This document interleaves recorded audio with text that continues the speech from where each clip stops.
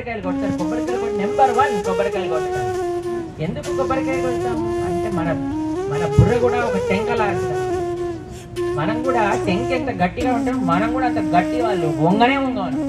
కానీ పరమాత్మ దగ్గర ఏంటి, ఎప్పుడైతే కొబ్బరికాయ కొడతామో మన యొక్క అహంకారాన్ని భగవంతుడికి సమర్పిస్తాం. అరే నేను కూడా ఈ టెంక లాంటి వాడిని, కానీ నీ పాదాల ముందు నేను కూడా విరగాల్సిందే, నీ పాదాల ముందు నేను కూడా ముక్కలయ్యి వినయంగా ఉండాల్సిందే. తలనీలాలు ఇవ్వాలి అని అంటాం. మన జుట్టు డాండ్రఫ్ తో ఉన్న జుట్టు వెంకటేశ్వర స్వామి ఏం చేసుకుంటారా అని టీవీలలో చెప్పగానే మనం కూడా బేస్ అని.